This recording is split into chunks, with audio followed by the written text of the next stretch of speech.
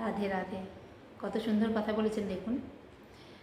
একজন প্রভুকে গিয়ে জিজ্ঞাসা করছেন যে প্রভু, আমাদের তো নিয়তি বা ভবিষ্যৎ যা হবে সেটা ভগবান ভালো করেই জানেন, আগে থেকে সব লিখে রেখেছেন।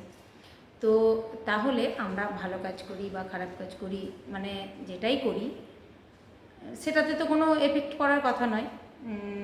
সবেতেই আমাদের একই ফল পাবো, যেটা আমাদের নিয়তি লিখে রেখেছে। তো প্রভু কত সুন্দর উত্তর দিয়েছেন দেখুন, যে প্রভু বলছেন হ্যাঁ, আমাদের নিয়তির খাতায়, প্রত্যেকটা খাতা মানে সব পাতাতেই আমরা মানে ভগবান লিখে রেখেছেন যে কোনটা কি হবে, কার পর কার কী হবে, এটা নিয়তি লিখে রেখেছেন, ঠিক আছে। কিন্তু ওই খাতার পাতার কিছু পাতা লেখা আছে যে যেটা তোমার মর্জি। এবার সেই পাতাগুলো তো কর্মটা তোমাকেই করতে হবে।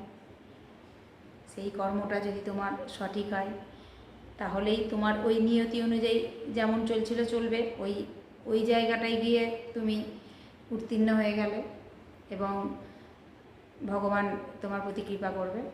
আর যদি ওই যেই পাতাগুলোই লেখা আছে যেটা তোমার মর্জি, সেই মর্জি অনুযায়ী তোমার যদি কর্মটা খারাপ হয়ে যায়, তখন তার ফল তো তোমাকেই ভোগ করতে হবে। রাধে রাধে।